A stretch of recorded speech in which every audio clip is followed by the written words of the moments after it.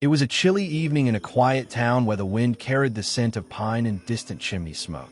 Inside the modest wooden cottage, warm yellow light filled the room, casting soft shadows on the old wallpaper that hadn't changed in decades. The fire crackled gently in the corner. Across the table, Grandpa ladled his signature chicken stew into two chipped ceramic bowls, humming an old tune from a time long before the narrator was born. The meal was simple, but comforting. Thick chunks of potato, slow-cooked carrots, the kind of flavor only time and love could create. It was the kind of dinner that had happened 100 times before. Grandpa always made too much, always insisted they sit down together, and always told stories from his youth. Some repeated so many times, the narrator could mouth them along. But tonight, those old tales felt oddly grounding. Grandpa's laughter was soft, his wrinkles deep with years of sun and soil. He had raised the narrator alone ever since that awful winter night when both parents were lost in a car accident.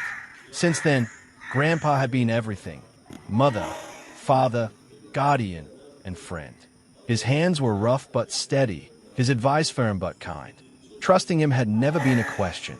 The stew steamed between them, spoons clinked gently, and the wind tapped at the window as if trying to join the conversation. Then, suddenly, the narrator's phone vibrated once. A quick glance down, expecting a friend or maybe a weather alert. But what lit up the screen was a message from an unknown number.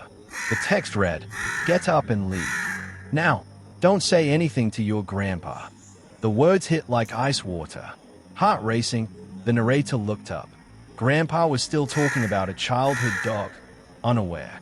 For a moment, everything froze. The warmth of the room dimmed in the narrator's mind. The spoon hovered mid-air. There were no footsteps outside, no sounds of urgency. Just Grandpa, stew, and that message.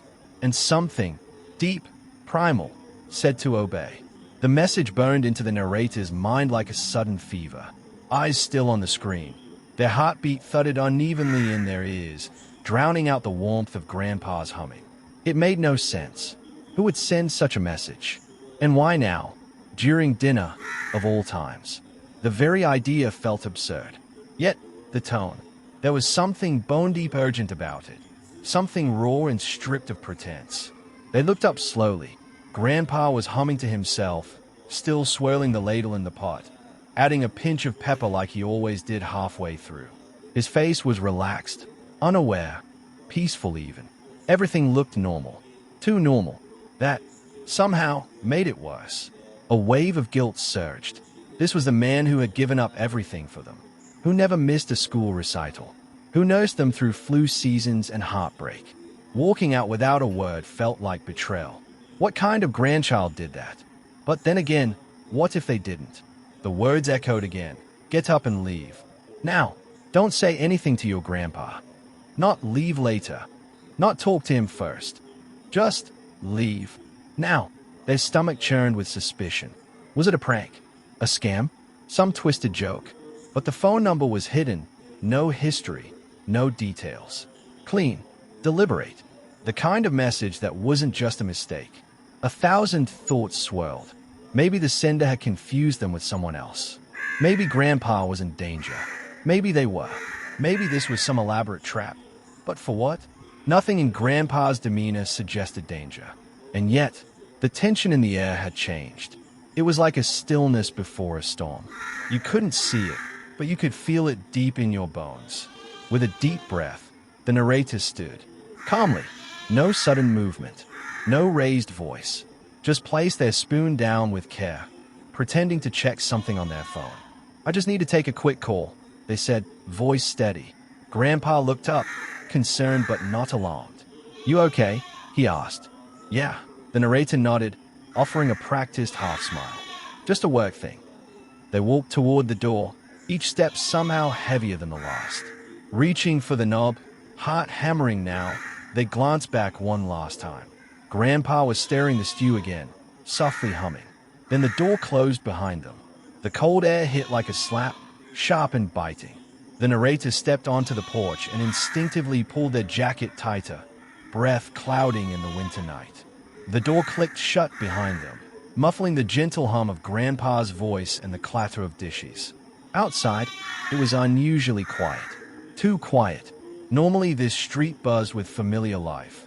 Mrs. Caldwell's dog barking across the road, the distant hum of a television through the neighbor's window, a few porch lights flickering on like clockwork. But tonight, silence, stillness, every house dark. No footsteps, no laughter, just the crunch of gravel beneath their shoes as they stepped forward, confused, scanning the street. Their phones sat heavy in their pocket. No new messages, no reply, just that one chilling line. The narrator looked both ways. The road stretched in either direction, empty as if the world had paused to hold its breath. The hush was unnerving. Then, in the distance, light, faint at first, flickering, then brighter, red, blue, red, blue. The distinct flash of emergency lights slicing through the night fog like a siren's warning without the sound. The narrator froze. A hum grew louder, engines. Not one, several. The sharp thrum of police cruisers rolling and fast. Within seconds, the quiet neighborhood erupted into chaos. 3 patrol cars appeared, sweeping around the corner with mechanical precision. One pulled up directly in front of Grandpa's house. Another blocked the driveway. The third screeched to a halt near the mailbox. Officers jumped out, hands on their belts, shouting commands muffled by distance. Their flashlights cut through the darkness, beams zigzagging across the lawn. Instinct took over. The narrator ducked, diving behind the large hedge that edged the front yard. Knees pressed into the damp earth, hands shaking slightly, they peered through the leaves. One officer approached the porch with purpose, another flanking toward the back. A knock, sharp and commanding, echoed against the wood. Then a voice, distant but stern. "Open the door. Now." The door creaked open. Grandpa appeared. From behind the hedge, the narrator's breath caught. The man they just shared dinner with looked calm. He said something they couldn't hear. Then suddenly, shouting. A scuffle. Movement. An officer raised his arm. Another barked. Down. On the ground. The narrator's heart pounded louder than the sirens that now screamed to life. The knock was sharp. 3 solid thuds that echoed off the wood like a judge's gavel. From behind the hedge, the narrator watched as Grandpa opened the door without hesitation, his silhouette framed by warm yellow light spilling onto the porch. He didn't seem surprised, just composed. He leaned slightly on the doorframe, his usual slight limp noticeable even from this distance. One officer stepped forward, speaking with firm authority. The narrator couldn't make out the words, but Grandpa tilted his head, then calmly nodded. Then, everything happened at once. The officers surged forward. The door was flung open wide, light flooding into the night as dark figures stormed in. The narrator could only hear fragments, low voices, then rising. A shout. Something toppled inside the house, the unmistakable crash of ceramic shattering. The kitchen table, the stew bowls. A second shout, clearer this time. On your knees. Then silence, followed by the metallic click of handcuffs snapping shut. The narrator's breath caught. Chest tight, mind reeling. They pressed lower behind the hedge, afraid even the sound of their heartbeat might give them away. Then, footsteps. Grandpa emerged between 2 officers, hands cuffed behind his back, wrists bound. His shoulders looked heavier, but his face was unreadable. No panic, no protest, just a quiet, eerie stillness. He wasn't resisting. He wasn't crying. He wasn't asking what this was about. He just walked, head held somewhere between proud and weary, eyes fixed straight ahead. The same eyes that once told bedtime stories, that once blinked back tears at graduation. Now, void of reaction, the narrator felt something fracture inside. A disconnect, a quiet panic. Was this real? That couldn't be Grandpa. Not the man who made soup every Sunday. Not the man who fixed bikes and built tree houses and never raised his voice.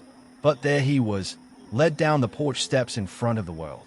As the officers placed him in the back seat of the cruiser, a neighbor's light flicked on across the street. Curtains shifted. Someone was watching. The narrator ducked further into the hedge, heart thudding. A final glance at Grandpa. No words, no nod, no expression, just the quiet click of the door closing behind him. And then, he was gone. As the last patrol car disappeared down the street, its sirens now muted by distance, the narrator remained crouched behind the hedge, paralyzed by what they'd just witnessed. Their breath came in shallow bursts, misting in the cold air. The street slowly returned to its unnatural silence. No footsteps, no voices, only the wind rustling dry leaves across the pavement. With trembling fingers, the narrator pulled out their phone. The message was still there. Get up and leave. Now, don't say anything to your grandpa. A chill ran down their spine again. They stayed at the number, still hidden. No name, no details, just the words. Urgent, chilling, final. They hesitated, then typed. Who are you? Sent. 3 dots didn't appear. No response. Seconds passed. Then minutes. They stood, slowly now, glancing up and down the street. Still alone. Still unsure whether they were a witness, a victim, or just a ghost in a moment they didn't understand. The light from Grandpa's window had gone out. His house, their house, was now dark. Another glance at the phone. Nothing. And then, buzz. Another message. Same number. Safe now. Don't go back. He's not who you think. The words hit harder than the first. He's not who you think. The narrator's mouth went dry. They looked back at the house, the home they'd grown up in, the scent of old wood and lavender oil, the bedtime stories, the letters in Grandpa's shaky handwriting tucked into lunchboxes, the long walks, the quiet strength, all of it, suddenly, suspect. Their mind raced. Not who you think. What did that even mean? Was he dangerous? Had he hurt someone? Was the love and care all an act? A cover? Safe now. Safe? From what? A gust of wind swept down the street, staring the narrator out of their days. They tucked the phone into their coat pocket and stepped away from the hedge, moving into the shadows. No police had spoken to them. No one had seen them. It was as if they'd been invisible through it all. But someone was watching. Someone had warned them. And that someone was still out there, silent, watching, and somehow protecting. The narrator kept walking, heart hammering, the text seared into their memory. He's not who you think. And for the first time, they started to believe it. A year ago, on a rainy Saturday afternoon, the narrator had climbed into the attic looking for old photo albums. The storm outside had rattled the windows, and the smell of dust and cedar filled the cramped space. Cobwebs clung to the corners. Boxes were stacked in uneven towers, labeled in Grandpa's careful handwriting. Winter coats, holiday decor, books, 1970s. They weren't looking for trouble, just nostalgia. Something warm to fill the quiet weekend. That's when they saw it. Tucked behind a trunk of old army gear and yellowed newspapers was a metal box, small, heavy, and locked tight. It had no label. The lock wasn't new, but it was sturdy, like the kind used for safety deposit boxes. Its dull gray surface was unmarked, save for a few scratches and a single faded sticker that had once maybe been a name, now torn in half. They had brought it down, curious. Grandpa was reading the newspaper in his usual chair when they showed it to him. He looked up, and for the first time in memory, his expression flickered. Only for a second, but it was enough. Then he chuckled and said lightly, "That old thing? Just tax records. From the 70s, I think. Nothing interesting in there. Meant to toss it years ago." The narrator remembered pausing, something in them unsure. "Can I open it?" Grandpa had waved it off. "Lost the key ages ago. And trust me, you'll be asleep before page 2 of what's in there." Something in his tone back then made them let it go. They placed the box on the floor beside the bookshelf and forgotten about it. Life was busy. College, work, deadlines. Grandpa always seemed honest. Why would they doubt him? But now, under the weight of flashing red and blue lights and a warning text from a stranger, that moment returned like a whisper from the past. Is not who you think. And that box, what if it wasn't full of tax records? What if the key wasn't lost, but hidden? The narrator's breath caught. They could see the attic in their mind, the slope of the ceiling, the soft crunch of insulation beneath their feet, and that box sitting quietly behind decades of memory. It'd be nothing then. But now, It felt like the beginning of everything. The truth might still be in that attic, locked away, waiting. The next morning was quiet, but not in the peaceful way it used to be. The sun peeked through heavy clouds, but the warmth didn't reach the narrator's skin. They sat on the edge of a guest bed in a friend's spare room, where they crashed the night before without saying much. No one had asked questions. They just handed over a blanket and left them alone. Their phone vibrated. Unknown number. For a moment, they hesitated. Last time it had been a warning. This time, it could be anything. They answered. "Is this a name?" A calm voice asked. "Yes." A pause. Then, "This is Agent Durrell with the U.S. Marshals. I need you to remain calm. You're safe. I'm calling in regard to your grandfather." The narrator's grip on the phone tightened. What about him?"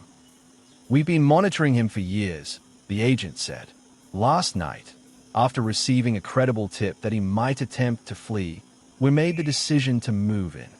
"Flee? What are you talking about?" the narrator whispered, barely trusting their own voice. "What's going on?" A quiet sigh came through the line. Then, "The man you know as Edward Langston isn't who he says he is." The world slowed. Agent Durrell continued, methodical but gentle. "His real name is Charles Wesley North. He was wanted in connection to an unresolved case from over 30 years ago, a multi-state fraud operation that ruined dozens of lives. We suspect he changed identities after skipping a federal court summons in 1992. The words didn't make sense. "Charles? Fraud? Court summons? That can't be right," the narrator muttered. "You must be talking about someone else." "I know this is hard to process," the agent said. "Believe me, we've seen this before. People live quietly for decades. They start new families. They blend in. But fingerprints don't lie, and neither do sealed documents. We confirmed everything." The narrator sat in silence. "Everything he told me was a lie." "We can't speak to his relationship with you," Agent Durrell said gently. "But his legal identity, his past, that was false. We'll be asking you to come in and answer a few questions when you're ready." The call ended a few minutes later, with promises to send over documents, timelines, photos. But none of that mattered right now. The voice still echoed in their mind. "The man you know as Edward Langston isn't who he says he is." The floor beneath their memories was gone. The house was eerily still when the narrator returned 2 days later, accompanied by a silent ache in their chest. They hadn't wanted to go back, but something inside pulled them there. Unfinished threads, unanswered questions, and that one memory they couldn't shake, the box in the attic. But it wasn't the attic they went to first. It was Grandpa's study, a narrow room lined with dusty books, faded photographs, and the faint scent of old paper. Everything sat just as he'd left it, mugs with coffee stains, notepads half-filled, and pens that had long since dried out. The desk drawer wouldn't open fully. Something was jammed behind it. They knelt, pried it carefully, and a thin panel slid aside. Inside was a bundle of yellowed envelopes tied with twine. Letters, dozens of them, each addressed in the same delicate handwriting. To Elliot. The name meant nothing at first. Hands trembling, the narrator opened the first one. The ink had faded, but the words were still legible. The first lines were gentle, almost fatherly. "Elliot, I still don't know if you'll ever read these, but writing them is all I can do now." Each letter unfolded another layer of a man the narrator didn't recognize. Grandpa, Charles Wesley North, writing to someone lost, someone distant. Each note dripped with guilt, half confessions, and longing. One line stopped them cold. "I didn't mean to do it. I swear to you, I didn't. But when it happened, I ran, and I kept running, until I became someone else. And then another. I thought if I raised them right, it would erase my wrong." The narrator's throat tightened. Them? Was he talking about them? Had their whole life been some twisted redemption arc? A way for Grandpa to silence the ghosts of his past? The letters became more erratic over time. Some pages were stained with what looked like water, tears, maybe. Some were barely coherent, as if written in a haze of panic or sleeplessness. But not one had ever been mailed. They were all sealed in silence, hidden away like truths too shameful to release. The narrator stared at the pile, the weight of every word pressing down like a storm cloud. Whatever Grandpa had done, it haunted him. And now, it haunted them too. He hadn't just raised them with love. He had raised them with purpose. To rewrite a story the world was never supposed to remember. The meeting took place at a quiet federal office just outside the city, far from the courthouse, away from reporters, and behind glass walls that muffled every sound. The narrator sat in a room that felt like a doctor's waiting area, but colder, more clinical. A pot of plastic plants sat in the corner, untouched. A wall clock ticked too loud. Then the door opened, and Agent Durrell walked in. He was tall, trim, and carried himself with the quiet certainty of someone who had spent years chasing shadows. He offered a polite nod before sitting across from the narrator, sliding a thick folder onto the table between them. "I want to thank you for coming," he began. "I know this has been disorienting." The narrator said nothing, eyes fixed on the folder. Durrell opened it. Inside were photos, Grandpa at various ages, clipped newspaper clippings, fingerprints, old mugshots. The name Charles Wesley North stamped across several documents in red ink. Some images showed Grandpa as a younger man, sharper jaw, fewer lines, but unmistakably him. He was originally arrested in 1991, Durrell explained. Corporate fraud, money laundering, false identity documents. He was part of a larger operation. We're talking millions in siphoned funds. Several of his associates turned on him. He was awaiting trial when he escaped custody during a transport between court and holding. The narrator's stomach churned. He vanished for nearly 3 years, Durrell continued. Then resurfaced under a new name, Edward Langston. Got a new birth certificate. Started a new life in a small town where nobody asked questions. Then you came into the picture. So, the narrator said, voice barely above a whisper, he raised me while hiding from the law. Durrell's expression softened. He didn't just hide. He erased himself, changed every trace. His financial records were spotless. He paid taxes, voted, even donated to local causes. Most people like him don't last 5 years off the radar. He lasted 30. The narrator leaned back, overwhelmed. Then Durrell dropped something heavier. We wouldn't have found him without a new tip. It came from someone close, inside the family. The narrator looked up sharply. Who? Durrell paused. We're still confirming the identity, but the phone used to send you the warning was once registered to your aunt, Marion. The name felt like a bruise. Aunt Marion, estranged for years, always distant, always bitter toward Grandpa. She hadn't come around since the funeral 10 years ago. But now it made sense. Maybe she hadn't vanished. Maybe she'd been watching. She knew, the narrator whispered. Durrell nodded. And now, so do you. In that sterile room filled with truths and silence, one thing became clear. The past hadn't died. It had been waiting. It all made sense now. Too much sense. The voice in the text, the urgency in the message, the timing of the arrest. The one person who had both the motive and the history. Aunt Marion. She had always hovered at the edges of their life like a bad memory. Once present, then abruptly gone after a brutal falling out with Grandpa. The family never talked about it. Grandpa always changed the subject when her name came up. All the narrator knew was that the tension between them was thick enough to silence a room. Now that silence cracked wide open.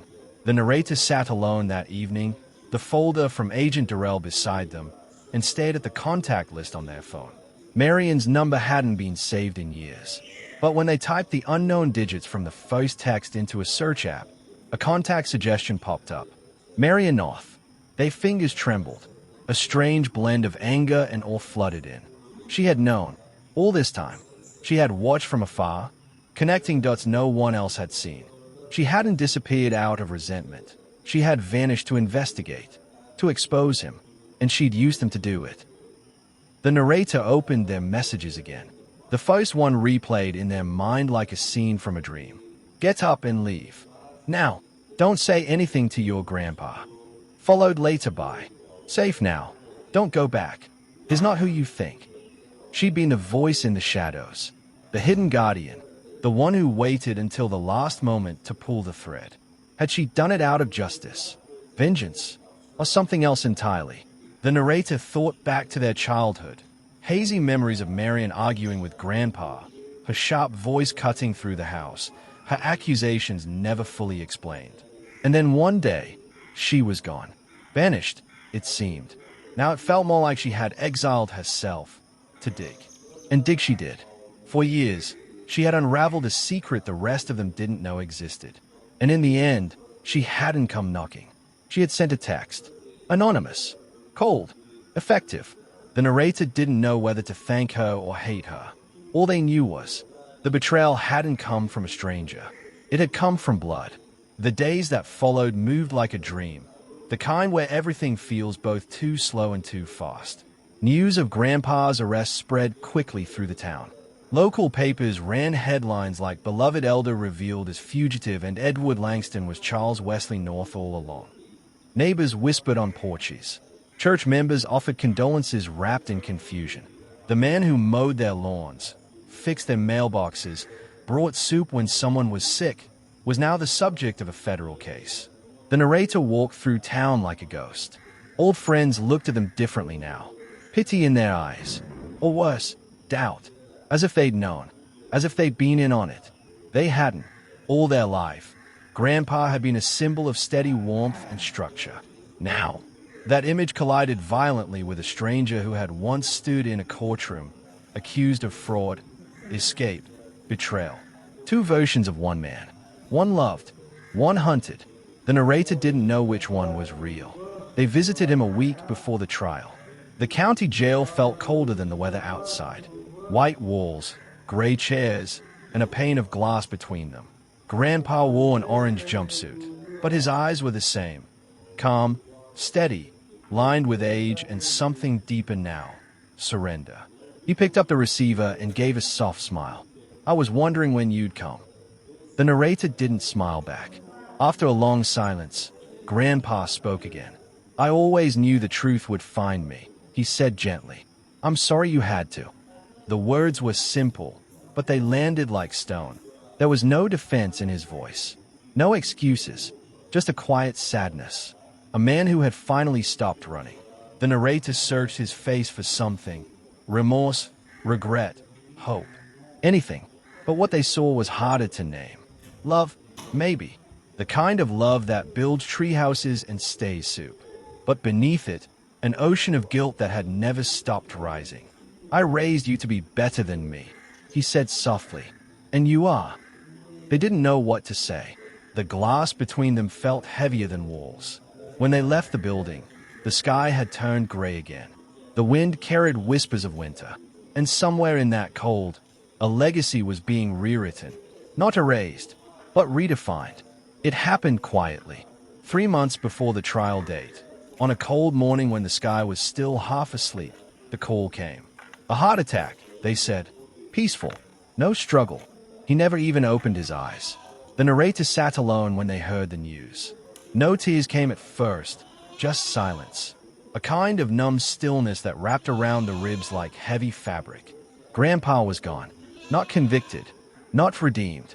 Just gone. Taking with him every unanswered question, every untold truth, and the man he used to be. The town reacted in murmurs. Some said it was sad. Some said it was justice. Others didn't know what to say at all. For the narrator, grief was complicated. Love and betrayal had folded into one shape. Too tangled to separate, too real to ignore. A week later, an envelope arrived. No return address. Just their name written in Grandpa's unmistakable handwriting. Inside was a single sheet of paper. "If you're reading this, I'm already gone. I didn't know how to say goodbye, so I didn't. I just wanted to leave you this one thing. Forgiveness is not forgetting. It's choosing peace. I hope you choose peace. Not for me. For you. You deserve it." The narrator sat with that letter for hours. Read it. Reread it. Folded and unfolded it until the edges grew soft. They didn't know if they could forgive him, but they knew they were tired of carrying the weight. A few weeks later, they returned to the old house. It was quiet now, emptied out and waiting for sale. The porch creaked under their feet. The wind whispered through the trees, carrying the faint scent of pine and memory. They didn't go inside. They just walked along the edge of the garden, past the crooked fence Grandpa never quite got around to fixing, past the wind chimes that hadn't sung since the arrest, past the window where he used to wave goodbye, even when they were just going to the store. And they whispered, more to the air than to him, "I don't know who you really were." A pause. The wind answered with a soft rustle through the leaves. "But maybe I became better because of it." Then they turned and walked away, letters still tucked in their coat pocket, like a quiet promise they hadn't decided to break or keep. The house stood behind them, still and silent. But the past? It stayed where it belonged. Behind.